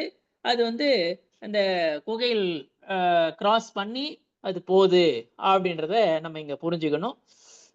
விஜயார்த பர்வம் இருக்குது பாருங்க, இது வந்து இந்த வெள்ளி நிறம் உடையது, வெள்ளி நிறம் கொண்டது என்பதை நாம் இங்கு அறிந்து கொள்ள வேண்டும். இது வந்து பரத கஷேத்திரத்தினுடைய நடுப்பகுதியில், நடுப்பகுதியில் வந்து விஜயார்த பர்வதம் இருக்கிறது. இங்க இந்த விஜயார்த பர்வதம் ஏன் சொல்றாங்க அப்படின்னு பாத்தீங்கன்னா, முதல்ல சக்கரவர்த்தி இருக்கிறாரு பாருங்க. சக்கரவர்த்தி வந்து முதல்ல எப்படி இந்த ஷட்கண்ட விஜயம் எப்படி பண்றாரு அப்படின்னு பாத்தீங்கன்னா, அந்த நோக்கில தான் வந்து இந்த விஜயார்த்த பர்வதம் என்ற பெயர் வந்திருக்கிறது. இது வந்து பரத கஷேத்திரத்துக்கு வந்து பரத கஷேத்திரத்தில் இருக்கிற சக்கரவர்த்தி, அதாவது பரத சக்கரவர்த்தி இங்க இருந்தாரு பாருங்க. உங்களுக்கு பேரு பரத கஷேத்திரத்துக்கு வந்து சுவாமி என்று அழைக்கப்படுகிறார் அவர். அதாவது சக்கரவர்த்தி வந்து பரத கஷேத்திரத்துக்கே அரசன், சுவாமி என்று அழைக்கப்படுகிறார். அவருக்கு வந்து அந்த வெப்பன் இருக்கிற அந்த ஆயுத சாலை, அந்த ஃபுல்லா அவர்களுடைய எல்லா போர் கருவிகள் எல்லாம் இருக்குது பாருங்க. அது ஆயுத போர் கருவிகள்லாம் இருக்கிற ஆயுத சாலை என்று கூறுவது உண்டு. அதுல வந்து அவருக்கு வந்து சக்கர ரத்னம் வந்து கிடைக்கப்பெறும். அந்த ஆயுத அதாவது போர்க்கருவிகள் இருக்கிற அந்த ஆயுத சாலையில வந்து அவருக்கு வந்து சக்கர ரத்னம் சக்கரம் கிடைக்கப்பெறும். அதுக்கப்புறம் வந்து ஜினேந்திர பூஜை பண்ணுவாரு அவரு. ஜினேந்திர பகவானுக்கு பூஜை பண்ணுவார். அதுக்கப்புறம் அங்கிருந்து வந்து திக்விஜயத்திற்காக 6 கண்டங்களை வெல்வதற்காக திக்விஜயத்திற்காக அங்கிருந்து அவர் செல்வதுண்டு. முதல்ல வந்து ஆரிய கண்டத்துல இருக்கிற, அதாவது பரத கஷேத்திரத்துல இருக்கிற ஆரிய கண்டம் தெற்கு பகுதியில தெற்குல நடுப்பகுதி. அதாவது இன்னும் வேற விதத்துல அந்த மேப் பிரகாரம் பாத்தீங்கன்னா கீழ்ப்பகுதியில் இருக்கிற அந்த நடுப்பகுதி அப்படின்னு சொல்லலாம். தெற்குன்றது வந்து கீழ்ப்பகுதி. மேப் பார்க்கும்போது மேப்ல அப்படிதான் அதை புரிஞ்சுக்கணும். அதுல வந்து இந்த இங்க வந்து எல்லா ஆரிய கண்டத்துல இருக்கிற எல்லா அரசர்களையும் வந்து தன் வயமாக்கிடுறாரு. அதாவது அவங்க எல்லாம் தோக்கடிச்சிடறாரு, இல்ல அவங்களே சரண்டர் ஆயிடுறாங்க. அதுக்கப்புறம் அவர் வந்து இந்த கங்கை நதி போது பாருங்க. அந்த கங்கை நதி ஒட்டி இங்க வந்து இந்த கண்ட பிரபாத்த குகை அப்படின்னு ஒண்ணு இருக்குது. ஒரு பக்கம் வந்து கண்ட பிரபாத்த குகை இருக்கும், சரிங்களா? குகை 2 விதமான குகைகளை சொல்றாங்க. அந்த கண்ட பிரபாத்த குகை ஒரு பக்கம் இருக்கும், சரிங்களா? இன்னொரு பக்கம் வந்து அப்படின்னு பார்த்தா திமிஷ்ர குகை இருக்கும். இன்னும் பல குகைகள்லாம் இருக்கிறது. இந்த கண்ட பிரபாத்த குகை வழியா அவரு மிலேச்ச கண்டத்தை வென்றுட்டு, ஆரிய கண்டத்தை வென்றுட்டு, மிலேச்ச கண்டத்தை வென்றுட்டு, அதுக்கப்புறம் வந்து இந்த லவண சமுத்திரத்துல நிறைய தீவுகள்லாம் இருக்குது. மாகத தீவு, வடத்தனு தீவு, பிரபாச தீவு, குமானுஷ தீவு, இப்படி இத பத்தி கூட கேள்வி கேட்டிருந்தாங்கன்னு நினைக்கிறேன். சுபத்ரா அக்கா வந்து இந்த இதுல ஒண்ணுத்துல நான் பார்த்தேன். அந்த கேள்வி பதில் நேரத்துல இந்த குமானுடர்கள் எங்கு வசிக்கிறார்கள் அப்படின்றத பத்தி கூட கேள்வி இருந்தது. உங்க இந்த ஆதிபகவன் குழுனுடைய அந்த கேள்வி பதில் நேரத்துல நான் ஒரு கேள்வியை பார்த்தேன், அதுல இருந்தது. சோ இந்த லவண சமுத்திரத்துல இருக்கிற இந்த தீவுகள், இது அந்தர தீவுகள்னு கூட சொல்றது உண்டு. இந்த தீவுகளை வந்து அந்தர தீவுகள் அப்படின்னு கூட சொல்றது உண்டு.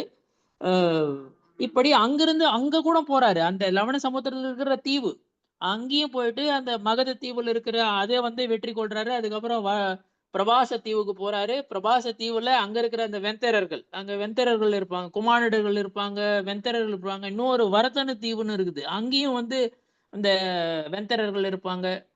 அது இல்லாம வந்து குமானுஷ தீவுன்னு இருக்கிறது லவண சமுத்திரத்துல. அதாவது லவண சமுத்திரம் வந்து ஜம்பு தீவத்தை ஒட்டி இருக்கிற இந்த லவண சமுத்திரம். அங்கிருந்து இந்த பிரபாச தீவுல இருந்து இந்த திமிஷ்ர குகை, அதான் குஃபை அப்படின்றது நான் அந்த ஹிந்தியில சொல்றேன், அது குகை ஆக்சுவலி. இந்த பக்கம் வந்து நான் சொன்னேன், இந்த பக்கம் வந்து கண்ட பிரபாத்த குகை அப்படின்றாங்க. அந்த சைட்ல பாத்தீங்கன்னா வந்து மேப்ல லெஃப்ட் சைட்ல திமிஷ்ர குகை, அங்க போயிட்டு அங்க அந்த மிலேச்ச கண்டத்தை வெற்றி கொள்றாரு. இப்படி 3 கண்டங்களை 6 கண்டங்கள்ல 3 கண்டங்கள், 2 மிலேச்ச கண்டம், ஒரு ஆரிய கண்டம். முதல்லயே ஆரிய கண்டத்தை வெற்றி கொள்றாரு. அதுக்கப்புறம் ஒரு மிலேச்ச கண்டம், அதுக்கப்புறம் இந்த அந்தர தீவுகள், லவண சமுத்திரத்தில் இருக்கிற தீவுகள், வெந்தர தீவுகள், அந்தர தீவுகள். பாருங்க, இது ரொம்ப கிளியரா இருக்கும். யார் பண்றதுங்க ரொம்ப நல்ல வேலை. இது ரொம்ப யூஸ்ஃபுல்லாவும் இருக்கும். இது இது ரொம்ப யூஸ்ஃபுல்லா இருக்கும். கரெக்ட், நானே பண்ணியிருக்கலாம். சரிங்களா? அதை பாருங்க, இதனுடைய அமைப்பு பாத்தீங்க, இது ரொம்ப கிளியராவே இருக்கிறது. இது ரொம்ப கிளியராவே இருக்கிறது. இதை நீங்க பார்க்கலாம். இதை நீங்க ரெஃபரன்ஸுக்கு வந்து இதை பார்க்கலாம். இதை பாருங்க, இதுல வந்து நீங்க விமலா நேமி அவர்களுக்கு நன்றி. இதுல பாருங்க, அந்த விதேய கஷேத்திரம் எப்படி இருக்கிறது, உத்தரகுரு எங்க இருக்கு, தேவகுரு எங்க இருக்கிறது, அந்த கீழ்ப்பகுதியெல்லாம் வந்து அந்த பாருங்க, அந்த பர்வதம் எல்லாம் இங்க விஜயார்த்த பர்வதம் அதனுடைய அந்த இது காமிச்சிருக்கிறாங்க பாருங்க. சரிங்களா? அதாவது பர்வதங்கள்லாம் எங்க இருக்கிறது, க்ஷேத்திரங்கள்லாம் எங்க இருக்கிறது, அதெல்லாம் இருக்கிறது. இன்னும் ஒரு பிக்சர் அது நான் கிளாஸ் முடிஞ்சோன்னா குரூப்ல போடுறேன். இந்த இது மட்டும் பரத கஷேத்திரத்து மட்டும் அது தமிழ்ல கிடைக்குதான்னு பார்க்குறேன். இல்லைன்னா நான் ஹிந்தியில இருக்கிறத நான் உங்களுக்கு ஷேர் பண்றேன். அந்த பரத கஷேத்திரத்துல மட்டும் இருக்கிறதுல பார்த்தீங்கன்னா, அந்த விஜயார்த்த பர்வதம் அதெல்லாம் இன்னும் கிளாரிட்டியாட்ட இன்னும் புரிஞ்சுக்கிறதுக்கு இன்னும் பெட்டரா இருக்கிறோம். ஸோ இப்படி இந்த மிலேச்ச கண்டங்களையும் அதான் 2 மிலேச்ச கண்டம், ஒரு ஆரிய கண்டம் இதை வென்றுறாரு அவர். இது 3 கண்டங்களை வென்று விடுகிறார். அதனால அந்த 3 விஜய அர்த்த பர்வதம், அர்த்தனா பாதின்னு அர்த்தம், அர்த்தனா பாதின்னு அர்த்தம். அந்த 3 கண்டங்களை வென்று விட்டு அந்த விஜயார்த்த பர்வதத்துக்கு போறார். அங்க அந்த திமிஷ்ர குகை இருக்கு பாருங்க, அதனுடைய அந்த 2 அதாவது டபுள் டோர், அதாவது யுகல் கப்பாட்டம் அப்படின்றாங்க. டபுள் டோர் அது ஆக்சுவலி. அந்த காலத்துல கிராமத்துல அந்த வீட்டுங்களுக்கு இந்த டபுள் டோர் என்ட்ரன்ஸ் பார்த்துருக்குறோம் நம்ம எல்லாம். ஏன் பெரிய பெரிய இன்ஸ்டிடியூஷன் அதெல்லாம் கூட டபுள் டோர் இருக்கும். அந்த மரக்கதவுகள் இல்லைன்னா கோயில்கள்லாம், நம்ம கோயில்லாம் அப்படித்தானே இருக்குது, இந்த டபுள் டோர் யுகல கப்பாட்டம். அதை ஓபன் பண்றதுக்கே வந்து ரத்தனத்தை தான் யூஸ் பண்ணி அதை ஓபன் பண்ணணும். அப்படிப்பட்ட குறிப்புகள்லாம் எல்லாம் இங்க வந்து கிடைக்கப்பட்டிருக்கிறது. இந்த உரை நூல்கள்ல கூட அப்படி அதை மென்ஷன் பண்ணியிருக்கிறாங்க. அதை ஓபன் பண்ணதுக்கு அப்புறம் 6 மாசத்துக்கு வந்து அந்த சக்கரவர்த்தியினுடைய படை அங்கேயே தான் இருக்குமா. அந்த குகை வெளியில தான் இருக்கும். ஏன்னா என்ட்ராக முடியாது, அவ்வளவு வெப்பம் அதெல்லாம் இருக்கும் அங்க. 6 மாசம் வெயிட் பண்ணி அதுக்கப்புறம் அதுல என்டர் ஆகுறாங்க அந்த குகை வாயிலாக. அதன் பிறகு மற்ற 3 அந்த கண்டங்களையும், மிச்சம் இருக்கிற 3 மிலேச்ச கண்டங்கள் தான் இருக்கிறது. ஏற்கனவே ஒரு ஆரிய கண்டத்தை தான் முதல்லயே வந்து வென்றாச்சு. 2 மிலேச்ச கண்டங்களையும் வென்றாச்சு. அதுக்கப்புறம் தான் விஜயார்த்த பர்வதத்துக்கு போறாரு. அதுக்கப்புறம் மற்ற மிலேச்ச கண்டங்களை வெல்கிறார். அதுக்கப்புறம் தான் அந்த கடைசியில அந்த ரிஷபாச்சல பர்வதத்திற்கு செல்கிறார். ரிஷபாச்சல பர்வதத்தில் தான் வந்து சக்கரவர்த்தி 6 கண்டங்களையும் வென்று விட்டு தன் பெயரை அங்கு பொதிப்பதற்காக செல்கிறார். அங்க பார்த்தா நான் தான் முதல் முறையா வென்று என் பெயரை எழுதப் போகிறேன் அப்படின்ற ஒரு ஆவலோடு செல்லும் பொழுது அந்த ரிஷபாச்சல பர்வதம் ஃபுல்லா சக்கரவர்த்திகளுடைய பெயர்களால் நிரம்பி இருக்கிறது. எழுதுறதுக்கு கூட பரத சக்கரவர்த்தி தன் பெயரை எழுதலாம் என்று செல்லும் பொழுது அங்க எழுதுறதுக்கு இடம் இல்லை. ரிஷபாச்சல பர்வதம், அதாவது மலை அப்படின்றது வந்து எவ்வளவு பெருசு பாருங்க. அத்தனை சக்கரவர்த்தி தோன்றி இருக்கிறாங்க. அத்தனை சக்கரவர்த்திகள் 6 கண்டங்களை வென்றிருக்கிறாங்க. அத்தனை சக்கரவர்த்திகள் தன் பெயரை வந்து ரிஷபாச்சல அந்த மலையில வந்து எழுதி இருக்கிறாங்க. இவர் பேரை எழுதுறதுக்கு வந்து இடம் இல்லை. கடைசியில யாரோ ஒரு சக்கரவர்த்தியினுடைய பெயரை அழிச்சிட்டு இவர் எழுதுறதாக குறிப்புகள் நமக்கு கிடைக்க பெறுகின்றன. அப்பனா 6 கண்டங்களுக்கு அதிபதியாக இருக்கும், 6 கண்டங்களுக்கு அரசனாக இருக்கும், 6 கண்டங்களுக்கு சுவாமி என்று அழைக்கப்படும், 6 கண்டங்களுக்கு அதிபதி என்று அழைக்கப்படும் சக்கரவர்த்தி இவ்வளவு அச்சீவ் பண்ணியும் அவன் பெயரை எழுதுவதற்கு வேற முன்பு தோன்றிய ஒரு சக்கரவர்த்தியினுடைய பெயரை ரிஷபாச்சல மலையின் அந்த பாறையிலிருந்து அழிச்சிட்டு தான் பேரை எழுதுறான். உலகியல் வாழ்க்கையில் நாம் எவ்வளவுதான் அச்சீவ்மெண்ட் பண்ணியிருந்தாலும், எவ்வளவுதான் செல்வ செழிப்புடன் இருந்தாலும், எவ்வளவுதான் பணம் சம்பாதித்து இருந்தாலும், எவ்வளவுதான் உடல் ஆரோக்கியத்துடன் இருந்தாலும், எவ்வளவுதான் பணபலத்துடன் இருந்தாலும் அல்லது செல்வ செழிப்புடன் இருந்தாலும்,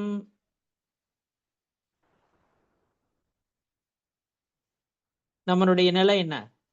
சக்கரவர்த்தி பத்தி பேசும்பொழுது ஆகமங்களில் ஒரு குறிப்புகளை கூறுகிறார்கள். சக்கரவர்த்திக்கு சம்பதா காக்க விட்ட சமானக அப்படின்னு இந்த வடமொழியில சொல்றது உண்டு. சமயக் திருஷ்டியாக இருக்கும், ஷாயிக சமயக் திருஷ்டியாக இருக்கும், நிகட மோட்சகாமியாக, அதாவது சீக்கிரத்துல வந்து மோட்சத்தை அடைய போற ஜீவன், தத்பவ மோட்சகாமியாக இருக்கும், அதே பவத்தில் மோட்சத்தை அடைய இருக்கும் சக்கரவர்த்தி. அந்த ஜீவன் ஷாயிக சமயக்தத்தை பெற்றிருக்கிறது. அந்த ஜீவன் 6 கண்டங்களையும் வெல்கிறது. திக்விஜயம் செய்கிறான் பரத சக்கரவர்த்தி. 6 கண்டங்களையும் வெல்கிறான். ஏன் லவண சமுத்திரத்தில் இருக்கிற அந்த குமானுஷ தீவு, மாகத தீவு, பிரபாச தீவு, வெந்தர தீவு, எல்லா தீவுகளையும் வெல்கிறான். அப்படி வெல்கிற போது இது பாருங்க, இந்த அருமையா இது பாருங்க, இது ரொம்ப அது பாருங்க, இந்த விஜயார்த்த பர்வதம் இதெல்லாம் அருமையா இதுல காமிச்சிருக்கிறாங்க பாருங்க. ரொம்ப நன்றி. இது ரொம்ப யூஸ்ஃபுல்லா இருக்கும். இது பாருங்க, அந்த ரிஷபகிரி பர்வதம்ன்றது தான் அந்த ரிஷபாச்சல பர்வதம். இதை பாருங்க, இங்க வந்து இந்த இதை பாருங்க, மிலேச்ச கண்டத்துல தான் வருது பாருங்க. அது கடைசியா மிலேச்ச கண்டத்தை தான் வெல்றாரு. ஏன்னா முதல்ல வந்து அவர் வந்து ஆரிய கண்டத்தை வென்றுறார். அதுக்கப்புறம் தான் மிலேச்ச கண்டங்களை வந்து அவர் வெல்வதற்கு செல்கிறார். அது நடுப்புற அந்த வெந்தர தீவு, குமானுஷ தீவு இதெல்லாமும் வெல்றாரு. இங்க மிலேச்ச கடைசியா இதுதான் அந்த 5வது மிலேச்ச கண்டம். அந்த நடுப்புற இதை வந்து கடைசியா வெல்றாரு. அங்கதான் அந்த ரிஷபகிரி பர்வதம் இருக்கிறது. அதுல அந்த ரிஷபகிரி பர்வதம், அதுதான் ரிஷபாச்சல பர்வதம்னு சொல்றது உண்டு, அல்லது ரிஷபகிரி பர்வதம் அப்படின்னு சொல்றது உண்டு. அங்கதான் அந்த பேரை எழுதுறதுக்கு போறார். அது பாருங்க, இங்க அந்த மலை கொடுத்திருக்கிறாங்க பாருங்க. அதான் அந்த இந்த விஜயார்த்த பர்வத மலை, அதையும் இங்க கொடுத்திருக்கிறாங்க. அந்த குகை அதெல்லாம் இங்க இல்ல. Simple picture. இது பாருங்க, அது பாருங்க, இந்த பரத கஷேத்திரத்தினுடைய அமைப்பு பாத்தீங்கன்னு வச்சுங்க, அந்த அம்பு எய்வதற்காக ரெடி பொசிஷன்ல இருக்கிற அந்த இது மாதிரி இருக்கும். நீங்க பாத்தீங்கன்னா வில் மாதிரி இருக்கும். அதே போல இந்த உத்தரகுரு இதெல்லாம் இருக்கு பாருங்க, அது கூட அப்படிதான், இதே பொசிஷன்ல தான் இருக்கும். தேவகுரு உத்தரகுருனுடைய பொசிஷன் கூட ஆல்மோஸ்ட் இதுதான். இது வடமொழியில வந்து இந்த பிரத்யஞ்சா சடானா அப்படின்னுவாங்க. அதாவது ரெடி பொசிஷன்ல இருக்கிற அந்த வில், அதை ஒரு அம்பு எழுதுறதுக்கு தயார் நிலையில இருக்கிற அந்த வில் எந்த ஒரு பொசிஷன்ல இருக்குமோ அந்த பொசிஷன்ல இந்த பரத கஷேத்திரத்தினுடைய பொசிஷன். அந்த நீங்க பாருங்க, இந்த பிக்சரை பாத்தீங்கன்னா உங்களுக்கு அப்படி தெரியும். அந்த அந்த வில் வந்து கரெக்டா அம்பு எய்துவதற்கு தயார் நிலையில இருக்கிறது. கரெக்டா தூக்கி பிடிச்சி அம்பு எய்துறதுக்கு இருக்கிற அந்த நிலையில இருக்கும். இது ரொம்ப ஹெல்ப்ஃபுல்லா இருக்கும் உங்களுக்கு. இந்த 2 பிக்சர் ஷேர் பண்ணியிருக்காங்க பாருங்க. இது ரொம்ப ஹெல்ப்ஃபுல்லா இருக்கும். இப்படி இதை இங்க அந்த சக்கரவர்த்தி இருக்கான் பாருங்க, அவன் தன்னுடைய அந்த செல்வ செழிப்பை அவனுக்கு அந்த கிடைக்க பெற்றிருக்கும் அந்த செல்வ செழிப்பு இருக்குது பாருங்க. 96,000 பட்டத்து ராணிகள், இன்னும் பல இருக்குது. அது நான் எல்லாத்தையும் நான் சொல்லலை உங்களுக்கு. இன்னும் ஆகமங்களில் ஏன் இந்த தத்துவார்த்த சாரம் என்கிற இந்த கமெண்ட்ரி நூல்ல கூட அந்த சக்கரவர்த்திக்கு என்ன செல்வ செழிப்பு இருக்குதுன்றத ரொம்ப விவரமா விரிவா சொல்லியிருக்கிறாங்க. 96,000 அந்த பட்டத்து அரசிகள் அவருக்கு இருக்கிறாங்க. பல செல்வ செழிப்புகள் இருக்கின்றது, எல்லாம் இருக்கிறது. 6 கண்டங்களுக்கு அதிபதி. ஆனால் இந்த செல்வ செழிப்பை அனைத்தையும் அவன் காக்கையின் கக்கை என்று கருதுகிறான். அதாவது இதெல்லாம் வேஸ்ட் அப்படின்னு நினைக்கிறான். அப்பனா அவனுடைய கான்சென்ட்ரேஷன், அவனுடைய இன்ட்ரெஸ்ட் எங்க இருக்குது? அந்த 6 கண்டத்துல இருக்கிறதா? வெல்கிறான் சக்கரவர்த்தி. அவனுடைய அந்த இதுல வந்து சக்கரவர்த்தி, அவனுக்கு சக்கரரத்னம் தோன்றுகிறது, அவன் சக்கரவர்த்தி ஆகிறான், அதெல்லாம் தனி விஷயம். ஆனால் அவனுடைய கவனம், அவனுடைய ஈர்ப்பு இதெல்லாம் கிடையாது, ஆண்மனில் தான் இருக்கிறது. சக்கரவர்த்திக்கு முன்னாடி இன்னைக்கு நாம யாரெல்லாம் பேர் சொல்றோமோ, உலகத்திலேயே பெரிய பணக்காரன் சொல்றாங்களோ, அதனுடைய 0.1% கூட செல்வம் அவங்ககிட்ட இருக்காது. சக்கரவர்த்தியின் இருக்கிற அந்த செல்வ செழிப்பினுடைய 0.1% செல்வம் கூட இருக்காது அவங்ககிட்ட. அவ்வளவு செல்வ செழிப்பு சக்கரவர்த்தி. ஆனால் அதே பரத சக்கரவர்த்தி அதே பவத்தில் மோட்சம் அடைகிறார். எல்லாம் கையில இருந்தும், எல்லா செல்வ செழிப்பும் இருந்தும் மனதில் வைராகியாக இருக்க முடியும், மனதில் வைராகியத்துடன் இருக்க முடியும் என்பது பரத சக்கரத்தினுடைய வாழ்க்கை வரலாறு நமக்கெல்லாம் ஒரு பாடத்தை சொல்கிறது.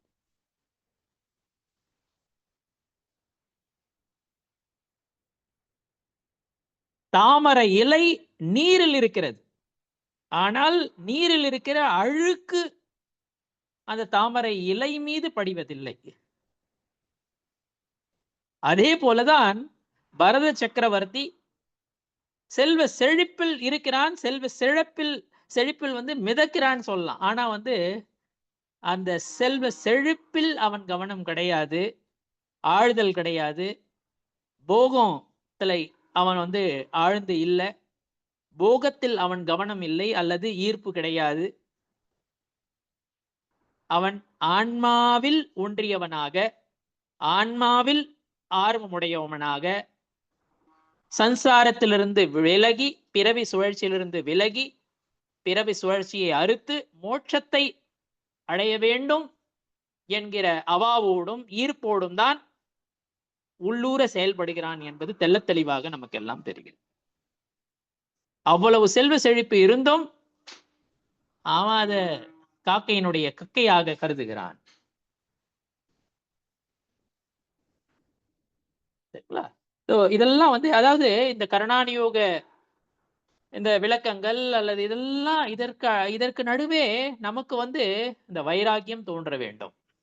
இவர்களுடைய வாழ்க்கை வரலாறு அல்லது இந்த மூவுலக அமைப்பு அல்லது ஜம்புதீவு அமைப்பு இதெல்லாம் படிச்சிட்டோம். எப்படிலாம் நாம் நம் ஆன்ம முன்னேற்றத்திற்காக இந்த ஆகம கருத்துகள் அல்லது அநியோக கருத்துகள் இவையெல்லாம் துணை நிற்கும் என்பதை நாம் புரிந்து கொள்வதற்கான முயற்சியில் நாம் ஈடுபட வேண்டும். அந்த விஜயார்த்த பர்வதம் பேர் ஏன் வந்தது அப்படின்னா, அந்த 3 கண்டங்களை வென்றுவிட்டு பாதி இது பரத கஷேத்திரத்தை வென்றுட்டு அங்க போறதுனால விஜயார்த்த பர்வதம். விஜய அர்த்தம் பாதி வெற்றி முடிஞ்சிடுச்சு. விஜயம்னா வெற்றி, அர்த்தம்னா பாதி வெற்றி முடிஞ்சிடுச்சு. அங்க போறாங்க, அந்த திமிஷ்ர குகைக்கு போறாங்க அந்த விஜயார்த்தி பர்வதத்துல. அதே போல அந்த விஜயார்த்த பர்வதத்துல கூட அந்த வித்யாதர உலகம்னு இருக்குது, அது கர்ம பூமிகளாக இருக்குது. வித்யாதர உலகங்கள் அங்க வந்து இன்னும் இந்த சித்தாயத்தனம்லாம் இருக்குது, அங்க அக்கிருத்திரிம சைத்தியாலயங்கள்லாம் இருக்குது. அந்த இன்னும் இதுக்குள்ள நான் போல. அதுல வந்து அந்த 3 பாட்டு இருக்குது. 10 யோஜனையில, அதுக்கப்புறம் இன்னும் 10 யோஜனையில, அதுக்கப்புறம் 5 யோஜனையில அங்க வந்து வித்யாதரர்கள்லாம் இருக்கிறாங்க. அப்படிப்பட்ட குறிப்புகள் எல்லாம் நமக்கு கிடைக்க பெறுகிறது. அங்க அந்த விஜயார்த்த பர்வதத்துக்கு மேல சித்தாயத்தனம் இருக்கிறது. அங்க வந்து அக்கிருத்திரிம சைத்தியாலயங்கள், இயற்கை ஜினாலயங்கள் எல்லாம் இருக்கின்றன என்ற குறிப்புகள் எல்லாம் இந்த சூத்திரங்களுக்கான உரை நூல்களில் நமக்கு கிடைக்க பெறுகின்றன. சரிங்களா? இதெல்லாம் நம்ம பார்த்திருக்கிறோம். அடுத்தது நான் இன்னைக்கே வந்து அடுத்த சூத்திரங்கள்ல ஆரம்பிக்கலாம்னு இருந்தேன். ஆனா இதுலயே கொஞ்சம் டைம் அதிகமா எடுத்துக்கிச்சு. அடுத்ததாக இப்போ அடுத்த சூத்திரங்களை மட்டும் நான் படிச்சிடுறேன். ஆனா அதே போல அடுத்த வகுப்புல தான் இதனுடைய பொருள்லாம் சொல்லுவேன். சூத்திரங்களை மட்டும்தான் படிக்க போறேன். இதனுடைய பொருள்லாம் அடுத்த வகுப்புல படிக்கலாம். 14வது சூத்திரம்.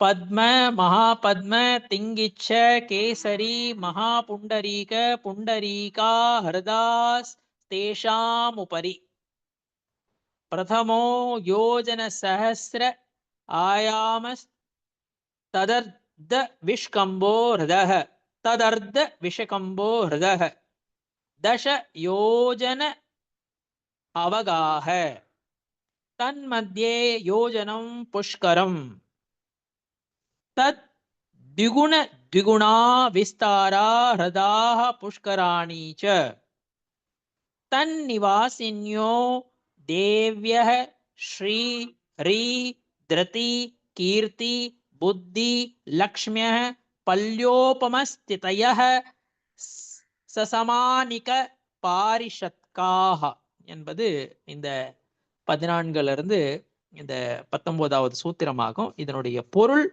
மற்றும் இந்த குளங்கள்லாம் எங்க இருக்கிறது, இந்த தேவிகள்லாம் எப்படி இருக்கிறாங்க, அதனுடைய அளவுகள்லாம் என்ன, இந்த குளங்களுடைய அளவு என்ன, ஆழம் என்ன, விஸ்தீர்ணம் என்ன, அகலம் என்ன, நீளம் என்ன என்பதை பற்றியெல்லாம் நாம் அடுத்த வகுப்பில் நாம் தொடர்வோம்.